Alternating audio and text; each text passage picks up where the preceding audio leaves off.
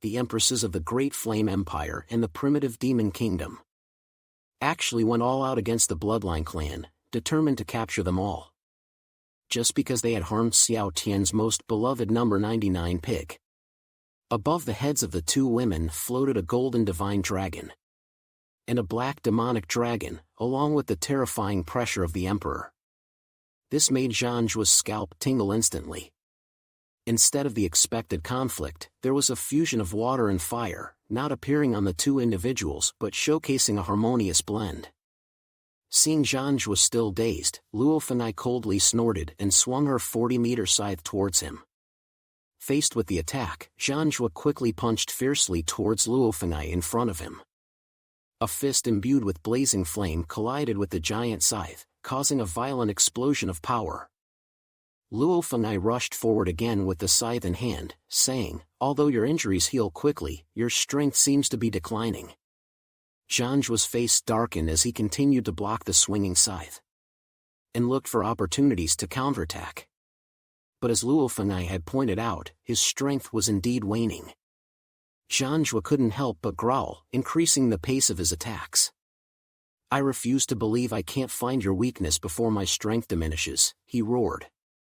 Luo Fenai roared in excitement, swinging her scythe with extreme violence. But Zhang Juo remained calm and composed, steadily retreating. He had already discerned the opponent's temperament during their previous exchanges.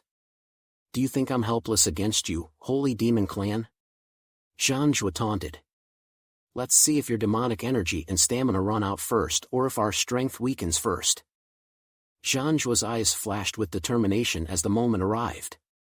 He quickly gathered his subordinates around him and vanished from the spot. His subordinates acted swiftly in response. But at that moment, Ziruoyan exhaled a burst of cold air, instantly spreading bone-chilling coldness throughout the surroundings. Before the Bloodline clan could react, they were frozen into ice sculptures. The others who weren't frozen slowed down their movements. But at that moment, they faced Luo Fenai's attack. Seeing this, Zhang Juo's heart sank, realizing he needed to retreat. Suddenly, a staff, radiating with intense spiritual energy, appeared to shield him.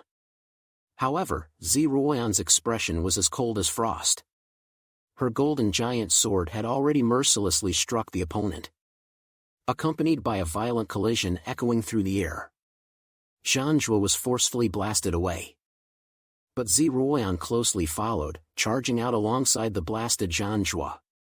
Following closely behind, Ziruoyan continuously struck Zhang Juo with her waving golden sword. Despite inflicting severe injuries on Zhang Juo, Ziruoyan did not continue the pursuit.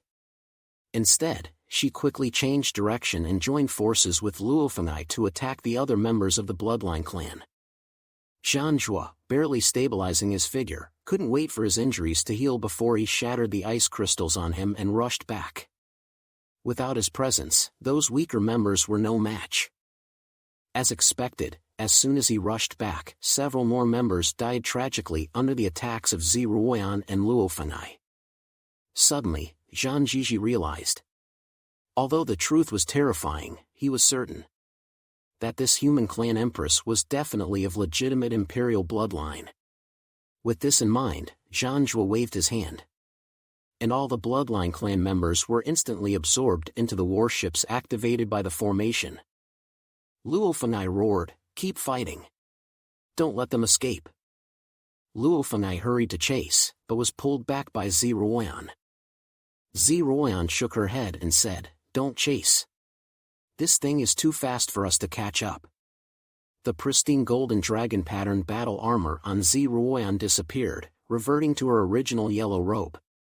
Luo Fenai asked, "What do we do next?" Ziruoyan gazed at the disappearing spot with a solemn expression and said, "Let's go back first and then decide." Luo Fenai nodded and followed Ziruoyan, flying towards the direction of the imperial city. However, when the two disappeared into the distant horizon, a glow appeared in the sky.